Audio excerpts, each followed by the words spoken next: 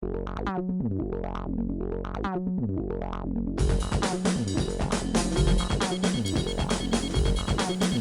tal, amigos? Mi nombre es Ricardo Vázquez Kunze y este es su programa Pulso Parlamentario por Congreso Televisión y Radio Congreso. Hoy día tenemos un estupendo invitado. Estará con nosotros el congresista del Partido Aprista Peruano, Javier Velázquez Quezquén. Él ha sido expresidente del Congreso, ha sido ex primer ministro. Conversará con nosotros sobre la coyuntura política, especialmente sobre la segunda cumbre entre Keiko Fujimori y el presidente Pedro Pablo Kuczynski. Vamos a una pausa y regresamos con lo anunciado.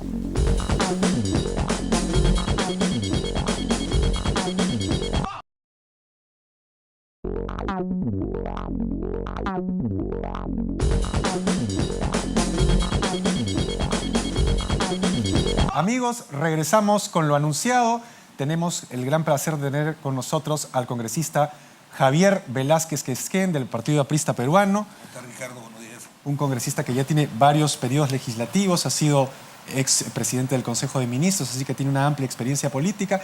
Y lo primero que le quería preguntar, congresista, es ayer estuvo bien fuerte el rumor de que usted iba a ser ministro en el próximo gabinete. ¿Es cierto? ¿Lo descarta? ¿Tiene alguna conversación con el gobierno? No, son especulaciones que no tienen ningún asidero. Y lo que sí he venido sosteniendo es que el sesgo que tiene el gobierno estrictamente empresarial es lo que está impidiendo que haya una fluida relación con la política que se da en el Parlamento y con los sectores políticos del país. ¿Por qué? Y he venido sosteniendo además porque el gobierno en una sociedad está necesariamente respaldado por la legitimidad social. Entonces, no es lo mismo dirigir eficientemente una empresa que dirigir un gobierno, donde hay intereses a veces contrapuestos en los que las decisiones públicas tienen que estar impregnadas de esa valoración. Entonces, yo sí lo que he venido sosteniendo cuando se me ha pedido una opinión en el gobierno es que, lejos de formar un gabinete multipartidario para enfrentar al fujimorismo, se debe cohesionar las fuerzas que el gobierno tiene, tanto en el Ejecutivo como en el Congreso. A mí, la verdad, me resulta especialmente sorprendente que este gran déficit de política que tiene el gobierno en el Poder Ejecutivo no lo pueda complementar con parlamentarios de mucho valor como Juan Cheput, como Carlos Brus, como el propio Gino Costa, como Eresi, que dirige el partido y que tiene una trayectoria municipal. Pero bueno, yo creo que más va por ahí el tema de fortalecer el gobierno que abrir el abanico a otras posibilidades políticas, que lo único que se va a mostrar es que se quiere armar un gabinete multipartidario para enfrentar al fujimorismo, salvo que el fujimorismo quiera participar en un gabinete más amplio. ¿En ese caso usted participaría o no? No, yo no me... Mira, no es elegante que yo me autoproclame. Yo creo que el partido lo evaluaría, pero personalmente no tengo ningún interés en eso. Ayer hubo dos noticias políticas importantes. La primera sucedió en la mañana. La Comisión Permanente finalmente decidió, casi por unanimidad, se abstuvo un congresista, la remoción del Contralor, con lo que de alguna manera se ha puesto, formalmente por lo menos, punto final a una situación política que de alguna manera había crispado al país y tenía en vilo al país durante ya varias semanas.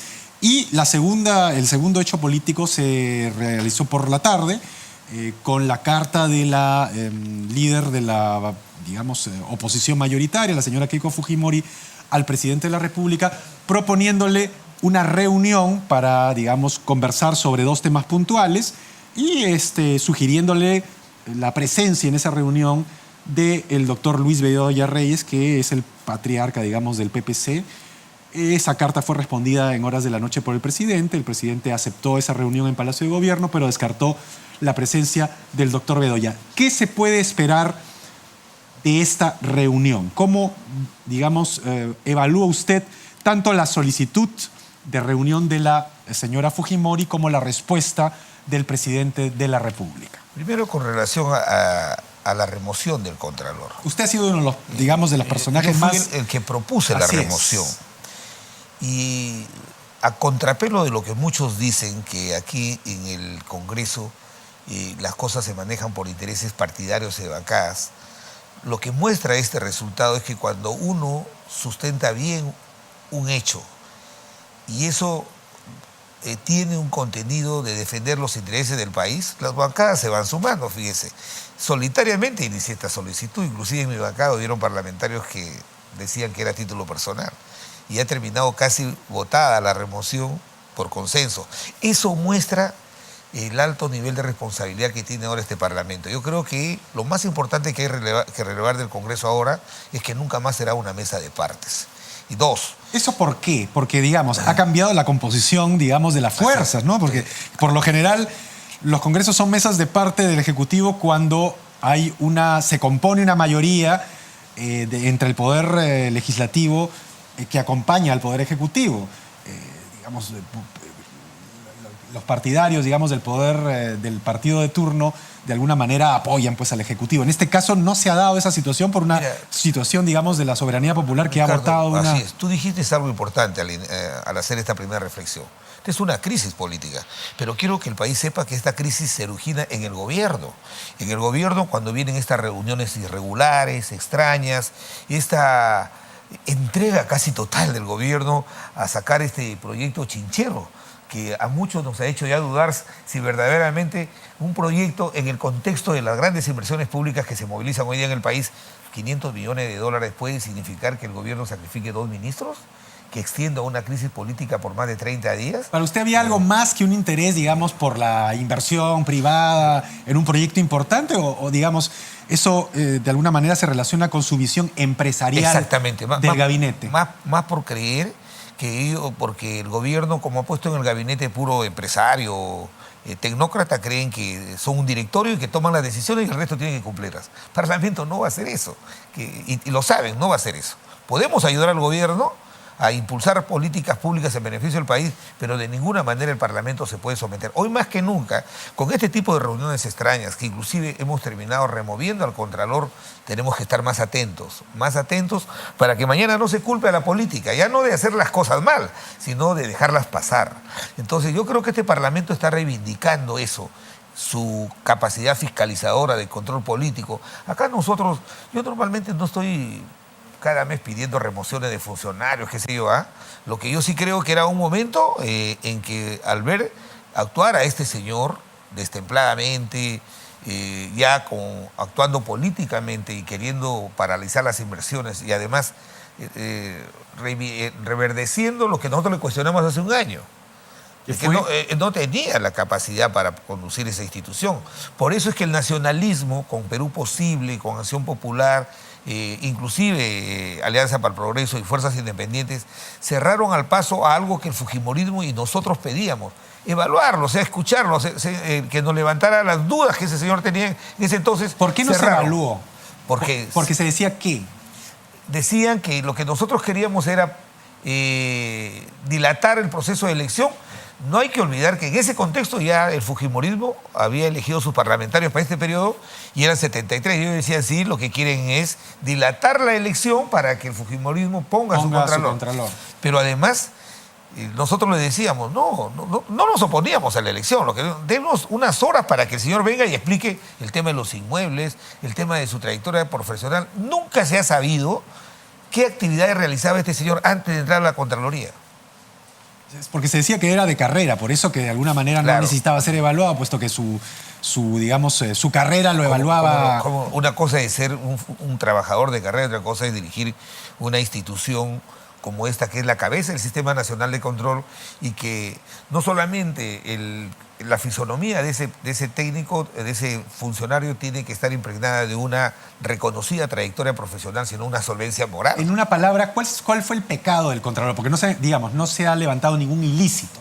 Se lo ha destituido porque, digamos, por una serie de acciones que de alguna manera dañan la reputación de la Contraloría. Muchas de las cosas que personalmente creo que tienen indicios de delitos, se están viendo en el Ministerio Público, se están viendo en otras comisiones. Cuando yo pedí la remoción, mira, ni siquiera hablé de institución. La remoción por falta grave es un cuestionamiento que se hace a alguien que ha sido elegido políticamente. Él fue elegido políticamente. El señor no concursó, no hizo un concurso de méritos, no compitió con otros, sino fue una decisión política.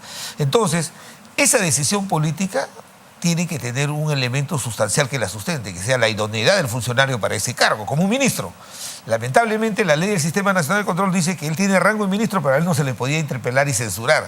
Entonces, el procedimiento que la Constitución ha establecido es que se le remueva, pero no por cualquier cosa, sino por falta grave. Había que acreditar que había cometido falta grave. ¿Cómo no va a ser falta grave que este señor, a una persona vinculada a él, que yo no voy a entrar a ese tema familiar, vinculada a él, cree un programa de compensaciones, de pagos que no tienen sustento legal para retirarla de la institución y luego dar la vuelta y lo coloca en el órgano de control de La Molina? Entonces, ese evidentemente es un conflicto de interés, lo descalifica. Segundo, el funcionario que tiene que ver con las investigaciones de todos los funcionarios del país, de vigilar la adecuada aplicación de los recursos públicos, le dice a su auditor, a su inferior en grado, que lo está investigando, le dice, ¿sabes qué? Retira la denuncia y yo me someto a ti. La pregunta que se hace cualquier peruano dirá, si este señor, porque no lo denuncien, se somete a su auditor, ¿a cuántos intereses oscuros no se habrá sometido el tiempo que ha estado en la Contraloría? El tercer elemento, que nosotros lo tenemos muy, muy claro, es que, y que el día de ayer volvió a incurrir en una mentira. Él le ha comprado los vehículos que tienen los Audi, le ha comprado a un proveedor de la municipal, de la Contraloría. Y eso suena absolutamente inconveniente. Es como si la presidenta del Congreso le comprara un vehículo al que vende las computadoras en el Congreso. Eso es absolutamente irregular. Entonces, y no hablo de los vehículos, porque esos son temas que lindan con delitos. Y además, porque este señor, de verdad, si se lo hubiera evaluado, no se le hubiera elegido. Porque cuando se sale el escándalo y sale el escándalo de los dos hijos que tenía con esta señora que trabajaba en la Contraloría, recién agarra sus declaraciones juradas y las rectifica y recién en las declaraciones juradas incorpora a sus hijos. Él ayer ha dicho, pero no corregí mi incremento patrimonial, no era un tema de balance, sino de omisión. ¿Cómo yo, presidente? Yo he sido presidente de este poder del Estado, del Congreso. ¿Cómo yo voy a omitir a mis hijos que yo los he reconocido? Entonces, algo extraño hay ahí. Y esa conducta, eso erosionaba este elemento que te digo que debe tener este funcionario, una solvencia moral incuestionable. Ahora una pregunta. Parece claro que evidentemente el Contralor no tenía consigo, digamos, todo el bagaje de claridad, de transparencia que debía tener un funcionario, digamos, de ese vuelo. Independientemente de eso, ¿usted cree que efectivamente existió una presión indebida del Poder Ejecutivo en las reuniones que tuvo con el Contralor para que saliera favorablemente el proyecto Chinchero? Por supuesto, si no, no hubiera votado a favor de no darle la confianza al ministro Toro. El APRA ha votado a favor de no darle la confianza porque consideramos que del contenido del audio se evidenciaba. Primero, un ministro no puede hablar a nombre del presidente si este no le ha autorizado. Grave hubiera sido que Toro hubiera dicho que actuó por orden del presidente. De la hora que estuviéramos discutiendo una vacancia. Y segundo es que la insinuación que le hace cuando le dice, ¿sabes qué? Yo ya, esto está en el despacho del presidente, pero el presidente me ha dicho que hablé contigo para que arregle las cosas, si no, no hay el apoyo del presupuesto. Usted ha sido presidente del Consejo de Ministros. ¿Es normal que el presidente del Consejo de Ministros se reúna con otros dos ministros frente a un funcionario como el Contralor y, digamos, intercambien, en vísperas de que salga un informe, intercambien ideas para, digamos, que el informe salga de alguna manera positivo, para tratar de absolver las observaciones que el informe podría tener? El solo hecho de esa reunión entre ministros, Contralor, en vísperas de un informe tan importante, ¿es algo natural en la administración pública? Se lo pregunto porque usted ha sido presidente. Primero diré que las reuniones interinstitucionales son no solamente normales, sino necesarias. Hoy día ese concepto de la separación de los de poderes, de poderes que aparentemente son compartimientos estancos, ha sido superado. Hoy día, a la teoría de la separación de los poderes, hoy día lo que informan a los gobiernos, los países democráticos, es la colaboración de los poderes. Hay aquella sociedad en que las instituciones no conversen. Claro que tienen que conversar, pero la conversación tiene que ser regular, legítima. Por ejemplo, el presidente del Consejo de Ministros es presidente del Comité de Proinversión. Entonces, cuando tú vas a sacar un proyecto, ¿cómo no vas a llamar a la Contraloría y decirle, dame tu apreciación para hacer los ajustes necesarios a este proyecto para evitar tener inconveniencias? Pero justo cuando la Contraloría, digamos, está auditando un proyecto... Ahora sí. Es normal y necesario. Pero cuando la Contraloría, cuando el gobierno ha dejado en manos de la Contraloría la decisión, promover reuniones extrañas, irregulares, eso resulta absolutamente inconveniente, ¿no? Es como si yo tengo un proceso judicial, he hecho el uso de la palabra, haciendo mis alegatos, han dejado la causa en despacho para que el juez resuelva y de pronto aparezco buscando reuniones ocultas con el juez para tratar de que él pueda encauzar la decisión en función de mis intereses. Por más que los intereses sean en defensa del país, eran reuniones absolutamente inconvenientes. Pero no hay que mirar solamente de un lado esas reuniones, que ha sido inconveniente en que los ministros la promuevan. Pero también es inconveniente que el Contralor vaya. Además, ¿por qué? Porque el Contralor no hace el informe, el Contralor no hace la auditoría. Eso, pero ahí no les parece, usted tiene toda la razón en eso, pero eso no agrava aún más la situación incluso de los ministros, porque los ministros al parecer tratan de influenciar al Contralor como diciéndole, tú tienes que intervenir en la auditoría que están haciendo otras personas. El Contralor no tiene por qué intervenir en la auditoría de... Exactamente. Eso le ha costado la cabeza a 2 ministros del gobierno. Pero además, el Contralor debió denunciar que esas eran presiones inaceptables en su momento y no hacerlo ahora como un elemento de defensa. Y segundo es, ¿qué hacía el Contralor en esa reunión si él no iba a hacer el examen de control? Que, de acuerdo, si él se dejaba seducir por los ministros, iba a los auditores a decirles, ¿sabes qué? Tienes que hacer así o así. Eso también es indebido, ¿no? Terrible. Entonces, o sea, ni por un lado y por el otro las cosas han sido totalmente mal hechas. Yo lo que quiero relevar, Ricardo, es lo siguiente. Estas reuniones, esta crisis, ¿quién la ha promovido? El Ejecutivo, no el Congreso. Por eso a mí me resulta injusto, yo que he presidido esta institución, injusto cuando se quiere decir que el Congreso es un obstáculo, que el Congreso genera estos climas de... Lo que se ha dicho es que el Congreso, digamos, fue laxo con el Contralor, digamos, al final tuvo que removerlo, pero digamos, se demoró, etcétera. No, ¿eso es verdad o no? No es verdad, y te lo digo yo que soy del APRA y que promoví la remoción. Lo que pasa es que, como te repito, a un ministro tú lo escuchas y lo puedes censurar inmediatamente. En cambio, en el caso del Contralor no lo puedes interpelar ni lo puedes censurar. Hay un proceso. Hay un proceso. Y hemos cuidado mucho de garantizar el debido proceso. Hoy el ex Contralor está anunciando que va a plantear un amparo. Yo tengo la seguridad que en ninguna instancia del Poder Judicial se lo van a estimar porque hemos cuidado mucho el debido proceso. En este proceso que le hemos hecho administrativo ético, le hemos permitido que se defienda en el grupo de trabajo y en el pleno de la comisión permanente. Entonces, no es verdad, es injusto que se diga que la bancada fujimorista estaba apoyando al Contralor. Yo cuando planteé la remoción, ellos lo primero que me dijeron, vamos a escuchar tus argumentos. Luego me dijeron, hay que respetar debido proceso. Entonces, ¿yo por qué me iba a angustiar? Entonces, ahí hemos visto el resultado.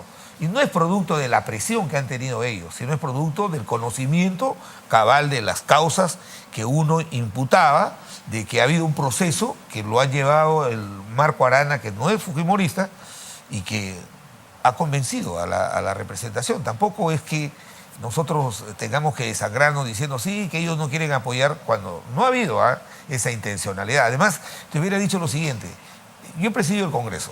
Si hubiera habido intención de la bancada fujimorista de apoyar al Contralor, la presidenta del Congreso hubiera dilatado la convocatoria de la Comisión Permanente. Luz Salgado lo hizo inmediatamente.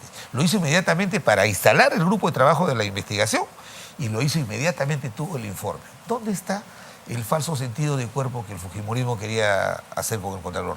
No me parece justo, a pesar de que soy adversario de ellos, ¿no? Se quedó en el tintero la segunda parte de la pregunta. La convocatoria, digamos, no la convocatoria, sino la solicitud de Keiko Fujimori para la reunión con el presidente de la República. ¿Qué significa eso? Mira,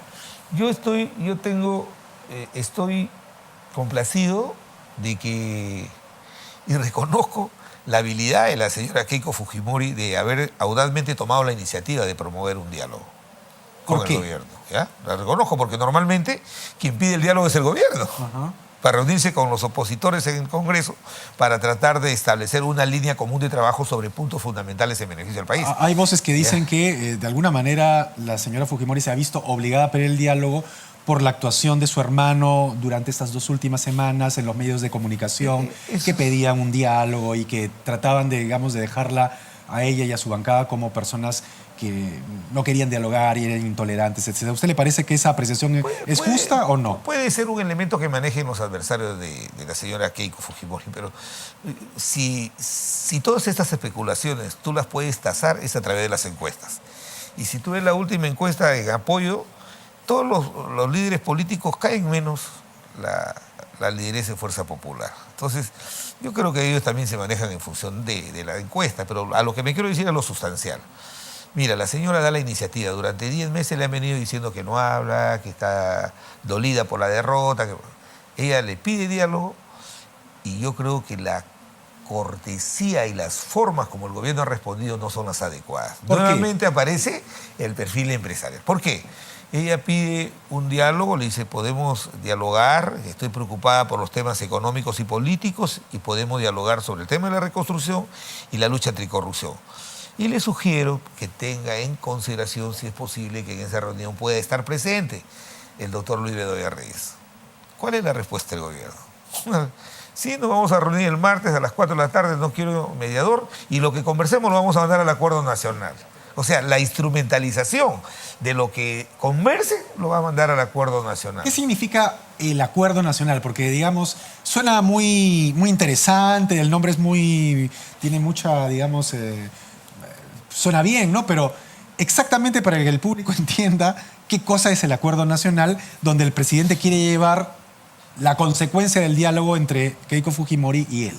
El Acuerdo Nacional, que fue inspirado en restablecida la democracia, de verdad, a pesar que mi partido participa, ha venido perdiendo el liderazgo que tuvo en su momento. Porque yo veo congresista, yo veo en el Acuerdo Nacional cada vez que se convoca una serie de personajes que ya no tienen ningún tipo de vigencia, partidos que son membretes y aparecen en la foto, y entonces parece que, digamos, es simplemente una especie de foro. A ver, dime, yo le respondería al presidente de la República, si hay temas que rápidamente se podrían, conversando con la líder de la primera fuerza de oposición en el Congreso, se podían viabilizar vía Congreso, ¿por qué tendría que llevarlo al Acuerdo Nacional, de la vuelta y regrese? ¿Eso te parece absolutamente burocrático? Me parece, efectivamente. Pero ahí no le parece que hay digamos, un cortocircuito entre la visión empresarial que tiene el gabinete. Exactamente. Así es. ¿No? La señora ha hecho, tú ves la carta, está bien hecha con el mayor respeto. Las propuestas podríamos conversar sobre estos temas. Tenga en consideración la posibilidad de que el doctor Luis Bedoya Reyes, que es un reconocido político que todos respetamos, esté presente en la reunión. ¿Qué respuesta? Una respuesta lacónica, contundente, pero fría. O sea, decir, lo normal, lo que hubiera hecho el expresidente García, si recibía esa carta, lo que hubiera hecho es, muy bien, dígame usted dónde, cuándo y a qué hora podemos conversar. Hubiera enviado al primer ministro para que pudiera conversar los detalles de una reunión que puede ser cordial, preparatoria, cordial y fructífera. Porque yo creo que la señora Fujimori ha pedido esta reunión para poder ayudar en cosas concretas. Bueno, ha pedido 2 temas específicos. No creo que sea para tomar un té o un café. Entonces, no puede el gobierno desaprovechar este tipo de oportunidades. Por eso te digo, mira cómo falta el gran sentido político que debe tener toda decisión de gobierno. ¿Usted cree que esa respuesta fría y en cierta manera, digamos, desautorizando... Atada al Acuerdo Nacional. Tiene que ver con el entorno de ciertos asesores que son antifujimoristas y que, digamos, de alguna manera tienen predicamento en el gabinete, en el primer ministro, en el gobierno? Mira, cuando yo soy primer ministro, yo he visitado varias veces a Pedro Pablo Kuczynski para pedirle consejos. Él no tiene un ánimo de venganza ni revanchista. Yo creo Entonces, que ¿cómo se explica el gobierno está ahí, está impregnado de gente que le dice o que piensa que, como lo dice legítimamente la congresista Glave, de que el gobierno debe pensar que está ahí por los votos de ellos y que tienen que hacer lo que ellos dicen. Y ellos son básicamente todos los que se han juntado la segunda vuelta atrás del presidente Kuczynski en la elección, eran básicamente no porque tenían una idea en común de cómo llevar al gobierno adelante, sino el antifujimorismo. Entonces se evidencian estas cosas. O sea, yo lamento, yo no creo que el presidente tenga esta vocación de confrontar. No la ha tenido en toda su trayectoria profesional, ni mucho menos creo en Fernando Zavala. Yo creo que son los asesores, la gente que está ahí y que están permanentemente diciendo que la línea meridiana del trabajo de ellos debe ser: acá está el gobierno, allá están los fujimoristas, allá están los apristas, y tienen un sentimiento anti de verdad inexplicable, ¿no? Yo creo que al margen de esta falta de cortesías y formalidades, yo espero que lo del martes sea el inicio del restablecimiento de una herramienta fundamental en democracia, que es el diálogo sincero, pero con resultados, no un diálogo compulsivo, en la que una fuerza política obligado por las circunstancias vaya a un diálogo. Yo creo que acá ha habido el interés de bueno, decir, ya pasó esta crisis política, vamos a tener un año y ahora hay que hacer cosas, si bien es cierto, no juntos, pero con el respaldo del Congreso, en la que la señora, que Fuerza Popular tiene el control absoluto del Parlamento, ¿no? Entonces, yo espero, de verdad que tengo optimismo de que de esa reunión van a salir resultados positivos. Y ojalá que el presidente redireccione las decisiones que ahí se toman. Como te presento un ejemplo, ¿no? Si de repente ellos necesitan algo importante, el Congreso, la señora orienta a su bancada, no tiene por qué ir a un debate. A ver, como tú bien lo dices, ¿qué sentido tendría que esto se airee en el acuerdo nacional? No es que no seamos demócratas. Pero claro, pero digamos, ¿qué importancia tiene, por ejemplo, el Consejo por la Paz? O sea, para votar ahí, o sea, no entiendo. ¿Cuál es la representatividad? Mira, pues ese es cómo esa carta pudo incorporar ese criterio de la instrumentalización, cuando qué hacer con los acuerdos debió ser parte de este diálogo inicial entre el gobierno y Fuerza Popular, ¿no? Ahora, vamos a temas rápidos porque nos gana la hora.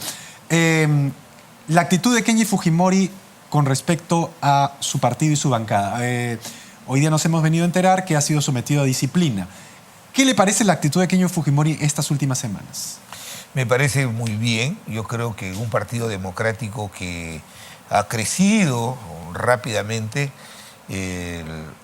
una voz discrepante como la de Kenji más bien debe fortalecer la institucionalidad de ese partido. Yo creo que hay una actitud ahí un poco soberbia e imprudente de abrirle un proceso disciplinario a este chico que es un líder natural del partido de gobierno, que está buscando darle un rostro a la actuación de su bancada democrático. No es que el resto no sea democrático, sino que así es, pues. Por ejemplo, en la bancada Mauricio tiene un perfil, yo tengo otro, Jorge otro, pero somos así, pues así es. Esa es Nadie pide unanimidad de criterios. Por supuesto. ¿Cuál es la diferencia entre Kenji Fujimori y Enrique Cornejo? Es decir, los dos, digamos, tenían algún tipo de peros contra la dirigencia, digamos, partidaria. Los dos, digamos, se opusieron y finalmente Enrique Cornejo fue separado del partido. Yo creo que no hay que comparar. Kenji es fundador del partido, es la esencia del fujimorismo moderno. Y el señor Cornejo no deja de ser un tecnócrata que dentro del APRA usó al partido para lo que quiso y cuando vio que tuvo una inconveniencia se fue. No encuentro un punto de comparación, ¿no? ¿Cómo van las cosas en el partido aprista? El Congreso finalmente va a ver la luz del día, ¿cuándo? El Congreso arranca el viernes y termina el domingo, eligiendo las autoridades partidarias. Yo creo que hoy día el sistema de partidos tiene un cuestionamiento básicamente de legitimidad, no solamente en el Perú, sino en el mundo entero. Los dirigentes de los partidos tenemos que entender que no vivimos un cambio de época, sino una época nueva, nuevos actores sociales que tienen una plataforma programática que tenemos que asumirla y levantarla, y que buscan, y que hasta ahora no se ha podido encontrar la fisonomía de un partido moderno. Para usted, ¿cuál es ese perfil en el APRA? Ese perfil nuevo que, digamos, relance al partido y lo, digamos, comunique otra vez con un electorado que Lo siempre... que es inmutable en el APRA son los principios que Aya de la Torre legó en su ideología. Eso es inmutable. La justicia social, un partido que sabe a qué sectores sociales va a servir. Pero lo que tiene que cambiar es la propuesta programática. Hoy día hay una emergente clase media que saben, esta gente básicamente joven, que han irrumpido en la vida económica del país como producto del crecimiento de estos últimos 20 años, y que al saberse que ellos aportan con sus tributos, piden de sus autoridades, de sus políticos, también responsabilidades mayores. Tenemos que comenzar a escrutar esas necesidades que son legítimas e incorporarlas en nuestras propuestas programáticas. Pero tenemos que hacerlo con una organización moderna. ¿Qué tipo de partido? Creo que tiene que ser un partido que refleje esa nueva fisonomía que tiene el país, y que tiene que ser mi apreciación personal, lo quiero decir, porque no voy a participar en ningún cargo en este Congreso. Como candidato. No me he inscrito y no voy a participar. Voy a ir al Congreso a saludar a mis compañeros. Pero yo sí creo... ¿Pero va a votar? No voy a votar tampoco. Tampoco va a votar. Yo lo que creo es que, en el caso de mi partido, el momento estelar más importante que tuvo a finales del siglo XX y comienzo del XXI el APRA es con Alan García. Entonces, el APRA no puede desprenderse de este legado importantísimo que enriquece en la trayectoria histórica del partido, la etapa de la reivindicación social con Aya de la Torre y la etapa del partido gobierno con Alan García. Entonces, creo que ya a la luz de los últimos resultados, creo que tiene que haber responsabilidades que hay que asumir. Yo personalmente las asumo sin que me las imputen, bajando al llano y dejando que otros cuadros puedan venir y hacer las cosas mejor que nosotros. Algunos dirán, sí, pero no están tan preparados como nosotros. Claro, pero no nos hemos preparado en la tarea pública. Pero hay que hacer el esfuerzo de ponerlos en la responsabilidad partidaria para que vayan haciendo su experiencia en el camino. De repente sea una percepción personal equivocada, pero yo creo que hay que dar pase a tanto joven que hay en el país, tantos líderes que... no mirando el tema cronológico, sino que teniendo ideas nuevas que aportar en el partido, puedan hacer con mayor oxígeno, con mayor ímpetu, puedan relanzar el partido para los próximos 30 años. Entonces yo he decidido bajar al llano, no me voy a ir del partido, yo soy esencialmente aprista y en estos próximos 4 años me dedicaré a honrar la labor parlamentaria que el pueblo me ha confiado y apoyar a mi partido, ¿no?, en lo que debe ser su relanzamiento, que no me quepa la menor duda que lo vamos a lograr, ¿no? Bueno, muchas gracias, congresista. Ha sido un placer tenerlo en el Gracias, programa. Ricardo. Muchísimas gracias. Es muy interesante. Nosotros vamos a un corte comercial y regresamos con lo último del programa.